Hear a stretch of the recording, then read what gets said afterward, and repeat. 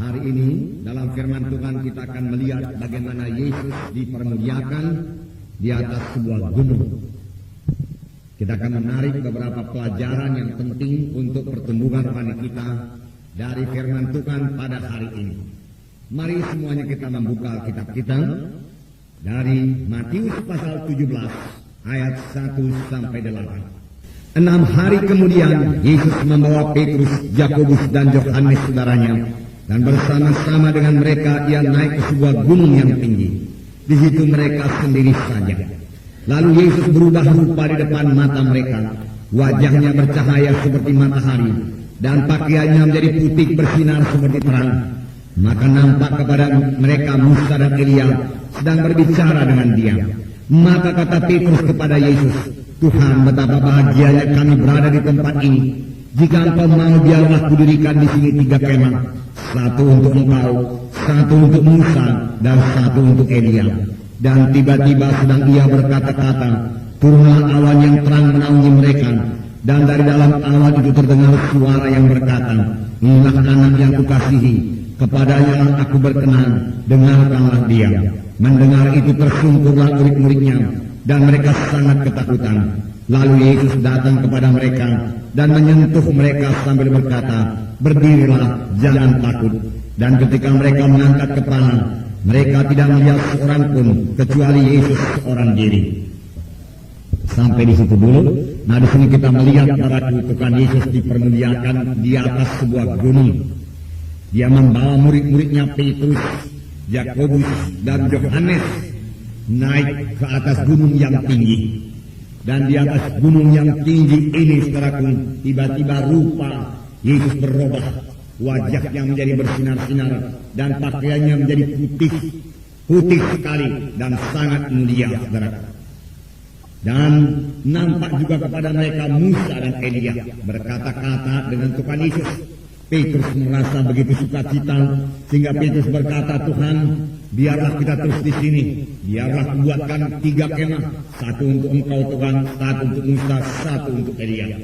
Sebenarnya Petrus tidak tahu apa yang dikatakannya itu. Dia hanya dipenuhi oleh sukacita dan kemuliaan Tuhan meliputi dia, saudara. Kemudian, saudaraku, tiba-tiba datanglah awan menaungi mereka, saudaraku, sehingga mereka semua tersungkur. Kemudian kedengaran suara dari sorga yang berkata, "Inilah anakku yang kukasihi, kepadanya lah aku berkenan, dengarkanlah dia." Lalu, saudaraku, Yesus, saudaraku, membangunkan mereka, dan mereka hanya melihat Yesus sendiri saja di tempat itu, saudara. Saudara yang kasih dalam nama Yesus, saudara, tentu kita semua rindu, saudaraku, melihat kemuliaan dan mengalami kemuliaan Tuhan ini, saudara. Saudara, oleh sebab itu kita juga rindu naik ke atas gunung yang tinggi, saudara, dan melihat kemuliaan Tuhan dan mengalami kemuliaan Tuhan. Apakah yang harus kita perbuat, saudara? Sungguh kalau kita mengalami kemuliaan Tuhan, kita akan sangat dikuatkan. Kita melihat kemuliaan Tuhan, kita akan sangat dikuatkan. Apakah kita perbuat? Yang pertama yaitu berdoa. Yang pertama yaitu berdoa. Setiap anak-anak Tuhan harus berdoa. Di dalam Lukas 9 ayat 28, ini merupakan paralel daripada ayat ini. Lukas 9 ayat 28, yaitu mengenai Yesus dipermuliakan di atas gunung juga. Dikatakan, saudaraku, bahwasanya mereka naik ke atas gunung itu untuk berdoa. Lukas 9 ayat 28, saya membaca kepada saudara. Kira-kira 8 hari sesudah segala pengajaran itu, Yesus membawa Petrus, Yohanes dan Yakobus lalu naik ke atas gunung untuk berdoa.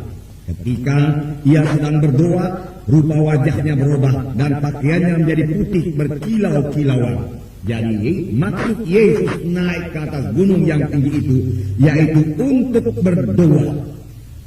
Yesus mengasingkan diri dari keramaian dunia ini dan naik ke atas gunung yang tinggi, saudara, untuk berdoa. Dia membawa murid-muridnya, saudara, Petrus, Yakobus dan Yohanes untuk berdoa, saudara.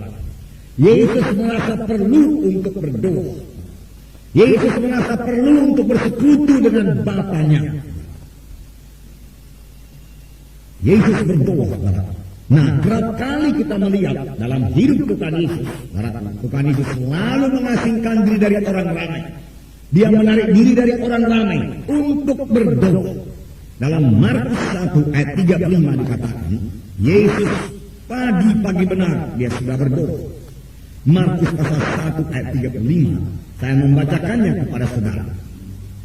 Pagi-pagi benar, waktu hari masih gelap, ia bangun dan pergi keluar. Ia pergi ke tempat yang sunyi dan berdoa di sana. Jadi, pagi-pagi benar, waktu hari masih gelap, ia bangun, Yesus bangun, dan pergi keluar. Ia pergi ke tempat yang sunyi dan berdoa di sana.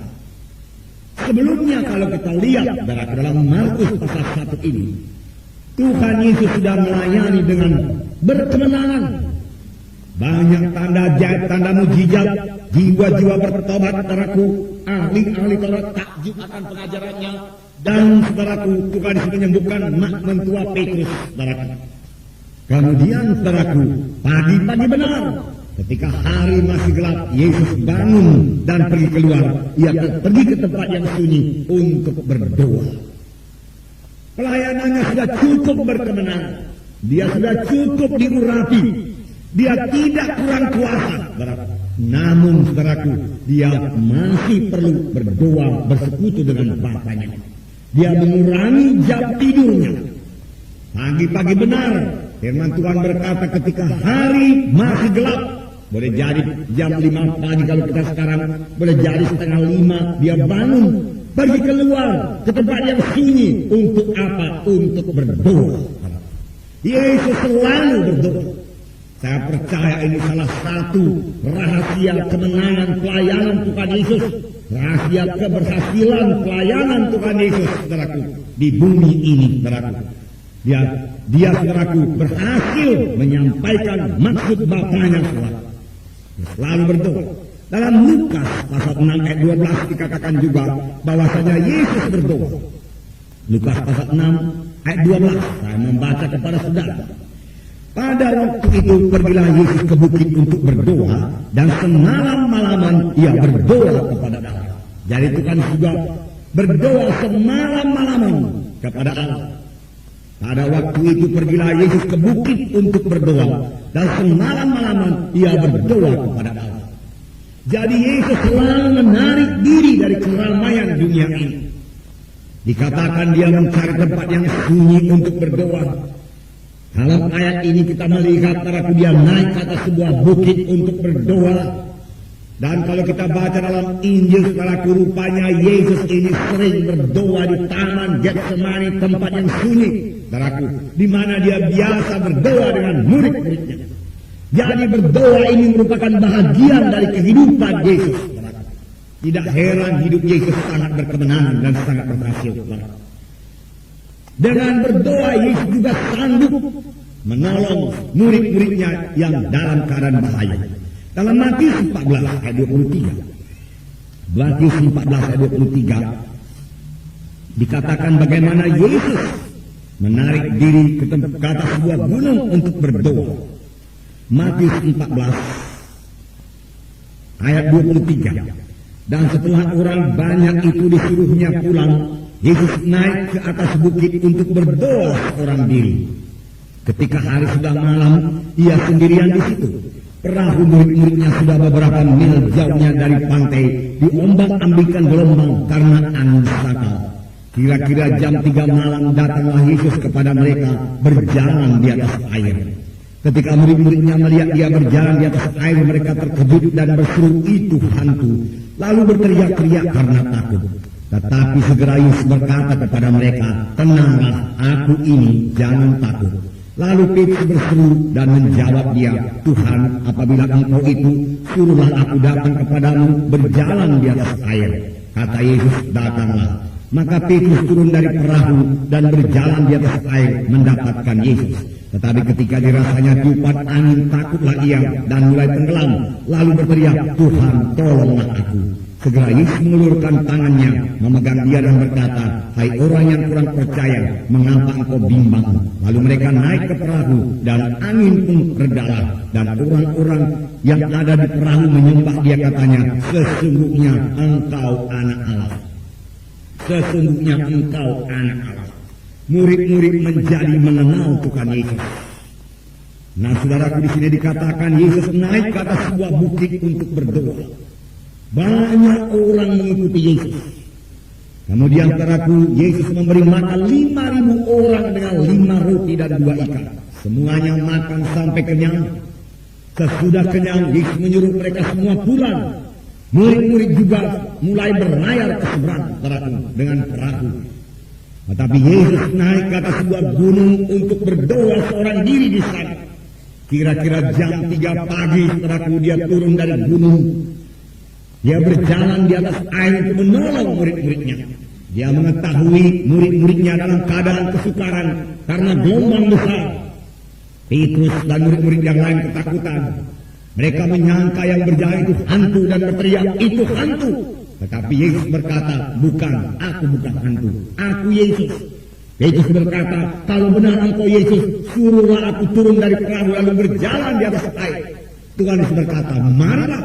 Lalu Petrus turun dari perahu, berjalan di atas air. Benar-benar berjalan di atas air. Tetapi kemudian Petrus terlalu bimbang. Mengapa Petrus bimbang? Karena mata Petrus tidak lagi memandang kepada Yesus. Petrus mulai melihat kepada gelombang, saudaraku.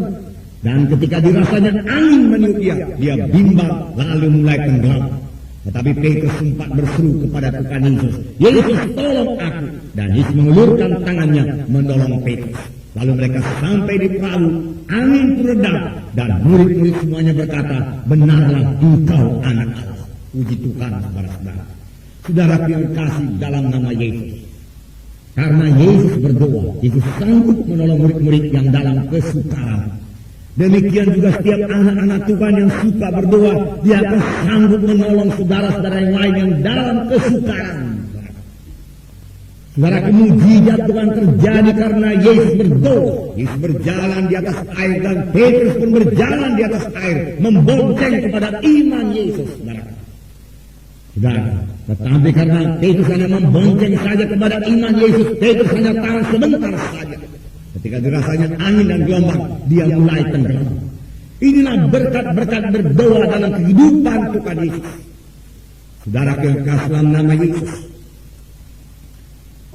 Setiap anak Tuhan juga perlu mengasingkan diri dari keramaian dunia ini untuk berdoa kepada Tuhan, untuk bersekutu dengan Tuhan. Setiap anak-anak Tuhan perlu menikmati persekutuan dengan Tuhan. Setiap anak-anak Tuhan perlu memberi waktunya untuk berkata-kata dengan Tuhan. Bukan hanya minta-minta saja, tidak. Kita perlu bersyukur kepada Tuhan. Kita perlu merasakan hadirat Tuhan senantiasa dalam hidup rohani kita. Saudara yang kasih dalam nama Yesus, Tuhan berkata bahwasanya setiap anak Tuhan itu harus memiliki kebiasaan berdoa 1 jam 1 kali. Dalam Matius 26 ayat 40 sampai 41 dikatakan, Matius 26 ayat 40-41, saya membaca kepada saudara. Setelah itu ia kembali kepada murid-muridnya itu dan mendapati mereka sedang tidur. Dan ia berkata kepada Petrus, "Tidakkah kamu sanggup berjaga-jaga 1 jam dengan aku? Berjaga-jagalah dan berdoa, supaya kamu jangan jatuh ke dalam pencobaan. Roh memang penurut, tetapi daging lemah." Tuhan Yesus menegur murid-muridnya dengan berkata, "Tidakkah kamu sanggup berjaga-jaga 1 jam dengan aku?" Tuhan minta murid-muridnya berdoa 1 jam bersama-sama dengan Yesus. 1 jam pada zaman Tuhan Yesus sama saja dengan 1 jam sekarang kepada zaman sekarang ini. Sama-sama 1 jam. Pada zaman modern ini, saudaraku, semua perkara, semua pekerjaan, saudaraku, dapat dipersingkat dengan kemajuan-kemajuan teknik yang luar biasa. Saudara, Komunikasi dapat dipersingkat, saudaraku. Berangkat ke Jakarta naik plane hanya 2 jam. Yang kalau pada zaman Tuhan Yesus perlu berbulan-bulan naik kapal baru sampai ke Jakarta, saudara. Tidak bisa berbicara ke Jakarta, saudara, pada menit ini juga melalui telepon, saudaraku, yang tidak mungkin dilaksanakan pada zaman Tuhan Yesus. Pencetakan saudaraku dilaksanakan dengan sangat cepat, luar biasa cepat dibandingkan dengan rasul-rasul yang menulis kata demi kata untuk Alkitab ini, saudaraku. Semua bisa dipersingkat, tapi satu perkara yang tidak bisa dipersingkat, saudaraku, yaitu berdoa. Kalau murid-murid membutuhkan waktu berdoa 1 jam per hari, setiap murid-murid Yesus pada zaman sekarang ini juga membutuhkan waktu 1 jam per hari untuk berdoa. Doa 1 jam per hari, saudara, akan menjadikan saudara Kristen yang kuat, anak-anak Tuhan yang kuat. Doa 1 jam per hari. Barangkali saudara berkata, wah, saya tidak bisa berdoa 1 jam per hari. Dalam tempo 10 menit saja semua topik doa saya sudah selesai. Saudaraku, kalau kita berdoa 1 jam per hari maka kita akan berkemenangan. Roh Kudus akan memimpinkan kita. Firman Tuhan akan hidup dalam kita, saudaraku. Tetapi jika kita berdoa kurang dari 1 jam per hari, maka daging dan duniawi akan menguasai kita, saudara. Saudara yang kekasih dalam nama Yesus, bagaimanakah jalannya kita bisa berdoa 1 jam per hari? Saudara, untuk berdoa 1 jam per hari, saudaraku, anak Tuhan itu harus menyangkal dirinya. Dia harus menyangkal diri. Dia harus memprioritaskan doa. Dia harus menetapkan dirinya. Aku harus berdoa. Aku tidak harus berdoa 1 jam per hari. Lalu dia mengambil waktu, menetapkan waktunya untuk berdoa 1 jam per hari. Kalau memang saudara itu tidak mungkin rasanya berdoa pada pagi-pagi hari ketika hari masih gelap, ambil waktu yang lain. Di mana saudara boleh sendiri dengan Tuhan. Di mana saudara boleh mengasingkan diri dari keramaian dunia ini. Dan dengan satu kerinduan hati, saudara datang kepada Tuhan untuk bersekutu dengan Tuhan. 1 jam per hari. 1 hari, 1 malam, saudara, ada 24 jam. Yang diminta Tuhan hanya 1 jam per hari untuk berdoa. Seharusnya lah setiap anak-anak Tuhan rindu untuk bersekutu dengan Tuhan, saudara. Karena, saudara, pada waktu Adam dan Hawa jatuh kepada dosa, persekutuan dengan Tuhan yang telah putus. Mereka tidak bisa lagi bersekutu dengan Tuhan. Tetapi pada waktu Tuhan melahirkan kita baru menjadi anak-anaknya, persekutuan kita dengan Tuhan dipulihkan. Kita bisa berdoa kepada Tuhan. Roh kita menjadi hidup. Dan roh Tuhan tinggal dalam kita. Untuk meneguhkan roh kita. Untuk memimpin roh kita. Berdoa kepada Tuhan, saudara. Oleh sebab itu pakailah saudara persekutuan yang sudah diberikan Tuhan ini. Untuk berdoa 1 jam, minimum 1 jam per hari. Sangkal diri, tetapkan dalam hati saudara. Saya harus berdoa 1 jam per hari. Saya harus berdoa 1 jam per hari. Dalam berdoa 1 jam per hari ini, jangan minta-minta saja, saudaraku. Nah, kalau kita minta-minta saja, saudaraku, memang 5 menit sudah selesai. Dalam berdoa 1 jam, kita perlu memuji Tuhan, menyembah Tuhan. Kita merasakan hadirat Tuhan, kita berada di hadirat Tuhan. Karena kita telah mengasingkan diri dari dunia ini, berarti kita berada di hadapan Tuhan. Itu satu waktu yang nikmat, berarti satu waktu yang indah, berarti untuk mulai berkata-kata, untuk mulai bersyukur kepada Tuhan, untuk mulai memuliakan Tuhan. Doa Bapa kami dimulai dengan memuliakan Tuhan, saudara. Saudara, pada waktu saudara boleh mengatakan, aku mengasihi engkau Tuhan Yesus. Saya cinta padamu Tuhan Yesus. Saya suka bersekutu dengan engkau Tuhan Yesus. Engkaulah hidupku Tuhan Yesus. Engkaulah kekuatanku Tuhan Yesus. Engkaulah kesukaanku Tuhan Yesus. Engkaulah sahabatku Tuhan Yesus. Tanpa engkau hidupku tidak berarti Tuhan Yesus. Bersyukur buat semua keselamatan yang kau berikan bagiku Tuhan. Aku bersuka cita senantiasa dalam Engkau. Haleluya Tuhan, haleluya, segala puji hormat syukur bagimu. Bukankah itu doa Bapa kami, saudaraku, yang dimulai dengan memuliakan Tuhan, saudara? Tidak minta-minta, saudaraku, tapi kita bersekutu dengan Tuhan. Kita berkata-kata kepada Tuhan. Kita memuji-muji Tuhan. Kita sembah Tuhan dalam doa kita, saudaraku. Kalau saudara dipimpin Tuhan untuk menyanyi, menyembah Tuhan, silakanlah saudara dalam doa saudara. Tuhan berkenan akan pujian dan penyembahan saudara kepada Tuhan, walaupun hanya saudara sendiri saja yang berdoa itu kepada Tuhan. Pada waktu berdoa saudara masuk ke bilik saudara, kunci pintu bilik saudara, supaya hanya tinggal saudara dengan Tuhan dalam bilik itu. Nah, saudara bebas membuka hati kepada Tuhan, cerita kepada Tuhan. 1 jam per hari saudara. Kita mempelajari saudaraku dalam pelajaran SKS kita saudaraku, bahwasanya orang dunia ini dalam membina persahabatan saudaraku, mereka perlu bertemu paling tidak saudaraku, 3 jam dalam seminggu saudaraku. Itu untuk persahabatan secara manusiawi saja saudaraku.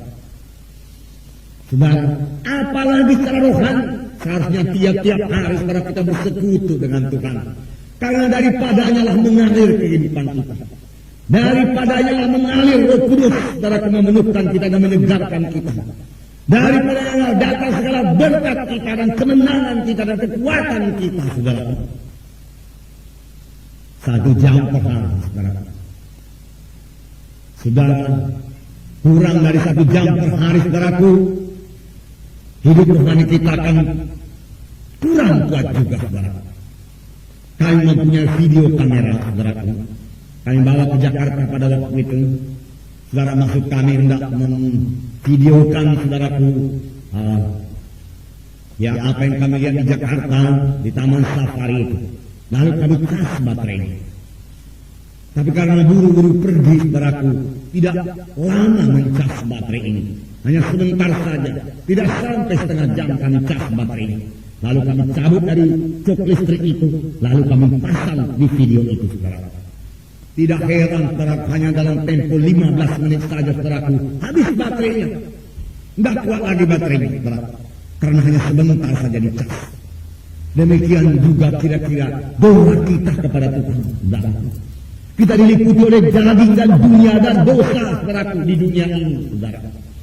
Kita harus dicas dengan kekuatan rohani dari surga, dengan kuasa Roh Kudus. Di manakah kita peroleh ini saudara? Pada waktu kita berdoa 1 jam itu saudara. Apabila kurang daripada 1 jam, sama juga seperti saya mencaskan baterai video itu saudara, tidak bisa dipakai seterusnya untuk memvideokan para ke Taman Safari itu saudara. Nah saudara yang kasih dalam nama Yesus, pakai pola doa Bapa kami, di mana dikatakan dikuduskanlah namamu, kemudian datanglah kerajaanmu, jadilah kehendakmu. Dahulu kita belajar mengenai doa Bapa kami ini. Datanglah kerajaanmu, datanglah keselamatan daripadamu, datanglah keselamatan daripadamu kepada pemilik-pemilikku, kepada saudara-saudaraku. Engkaulah Tuhan yang menyelamatkan. Agar mau memuliakan nama Tuhan, sebut nama Tuhan lagi saudaraku. Haleluya, engkaulah Jehovah Rafa. Engkau Tuhan yang menyembuhkan, puji namamu Tuhan. Haleluya. Oleh bilu-bilu aku sudah sembuh, puji namamu Tuhan. Katakan haleluya, engkaulah Jehovah Nisi. Engkaulah panji-panji kemenangan kami. Bersama-sama dengan kami menang, puji namamu Tuhan. Itu pola doa Bapa kami. Haleluya, engkaulah Jehovah Roy, gembalaku. Tuhanlah gembalaku, takkan kekurangan aku. Engkau membawaku pada rumput yang hijau, menyegarkan jiwaku dan seterusnya saudaraku. Engkaulah Jehovah Sidkenu, Tuhan kebenaranku, hanya Engkau yang benar. Haleluya Tuhan, terima kasih Tuhan. Puji namamu Tuhan. Nah saudara yang kasih dalam nama Yesus, puji Tuhan, puji Tuhan. Firman-Mu ialah kebenaran, aku suka akan firman-Mu, puji Tuhan. Nah itu dalam doa memuliakan Tuhan saudaraku, doa yang memuliakan Tuhan. Datanglah kerajaanmu bagi sukuku. Datanglah kerajaanmu bagi kota Medan ini. Saya bertambah-tambah banyak lagi jiwa-jiwa Islam dalam kota Medan ini, Tuhan. Datanglah kerajaan bagi Indonesia ini. Kami bersyukur, Tuhan, buat berkat-Mu pada negara kami, Republik Indonesia ini, dalam keadaan aman, sehingga kami bisa memberitakan Injil-Mu dan membangunkan gereja di seluruh Indonesia ini. Segala puji, hormat, syukur bagi-Mu, Tuhan. Katakan kepada Tuhan. Itu dalam doa, saudaraku. Saudaraku, tanpa saudara sadari, saudaraku, waktu berlalu, saudaraku, demikian cepat. Dan firman Tuhan juga berkata, berikanlah kami hari ini makanan kami yang secukupnya. Boleh minta sedikit akan semua kebutuhan kita, saudaraku.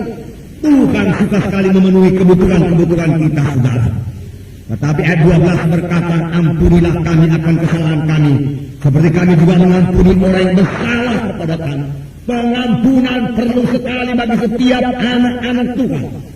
Setiap anak-anak Tuhan yang mau berdoa 1 jam per hari harus suka mengampuni, harus mau mengampuni. Saudara, tanpa pengampunan, saudaraku, akan sulit sekali berdoa 1 jam per hari, saudaraku. Sulit sekali, saudara. Saudara, tetapi juga saudara mengampuni semua anak-anak Tuhan atau orang lain yang bersalah kepada saudara, maka persekutuan saudara dengan Tuhan akan begitu mudah tercapai, saudara. Tetapi sepanjang kita membela diri kita dengan berkata, Tuhan, aku yang benar, dia yang salah, saudaraku, maka sulit sekali untuk berdoa 1 jam per hari buat Tuhan, saudara. Ampunilah dahulu. Tuhan berkata, jikalau kamu berdoa dan kamu merasa saudaramu bersalah kepadamu, tinggalkanlah dahulu persembahanmu, berdamai lebih dahulu dengan dia, ampuni dia lebih dahulu, kemudian kembalilah engkau, kemudian persembahanmu kepadaku. Tuhan berkata, roh yang tidak mengampuni saudara akan menghalangi doa kita, saudara. Saudara yang kasih dalam nama Yesus. Jadi mengampuni dan jangan membawakan ke dalam pencobaan. Tuhan tidak mencobai, saudara. Saudara, setan yang mencoba kita. Oleh sebab itu setiap anak-anak Tuhan harus tahu mengusirkan setan dalam nama Yesus. Saudara, dalam tiap-tiap berdoa kita selalu mengusir setan dalam nama Yesus. Dalam nama Yesus, maka setan akan pergi daripada kita. Haleluya, saudara-saudara. Nah, saudara yang kasih dalam nama Yesus. Kemudian saudaraku, doa Bapa kami ini ditutup dengan, karena Engkaulah yang mempunyai kerajaan, kuasa dan kemuliaan sampai selama-lamanya. Saudara yang kasih dalam nama Yesus. Kemudian puji lagi Tuhan, sembah lagi Tuhan. Itu doa 1 jam. Dalam berdoa 1 jam, saudara juga perlu penuh dengan Roh Kudus. Banyak berbahasa roh, saudaraku. Saya tidak bisa berdoa 1 jam tanpa bahasa roh. Bahkan boleh dikatakan separuh dari doa saya yang 1 jam itu saya berbahasa roh kepada Tuhan, saudara. Bahasa roh itu meneguhkan iman saya. Dengan berbahasa roh, saudara, Tuhan bicara kepada saya, saudara. Saudara yang kasih dalam nama Yesus, puji Tuhan, saudara. Topik firman Tuhan pada hari ini, saudaraku, saya dapatkan di Jakarta, saudara. Saudaraku, sampai pada hari Minggu pagi, saudaraku, saya rasa firman Tuhan yang akan saya berikan tidak begitu teguh. Saya bangun jam 4 pagi, saudaraku. Lalu saya mulai berdoa 1 jam kepada Tuhan, saudara. Dalam bahasa roh, lalu Tuhan menyampaikan topik-topik firman Tuhan pada hari ini. Yang saya sampaikan di Jakarta, saya sampaikan di sini, saudaraku. Mengenai Yesus dipermuliakan di atas gunung, saudara. Tuhan kita Tuhan yang bicara, saudaraku. Tuhan kita Tuhan yang hidup, saudaraku. Pada zaman dahulu, saudaraku, Tuhan sering bicara pada hamba-hambanya, saudaraku. Apalagi sekarang setelah Roh Kudus dicurahkan, saudaraku. Tuhan selalu bicara kepada umatnya. Tetapi apakah umatnya selalu mendengar, saudaraku? Dalam yang kasih dalam nama Yesus, biarlah kita penuh dengan Roh Kudus, karena Roh Kudus tinggal dalam roh kita, dan Tuhan bicara kepada roh kita, saudara.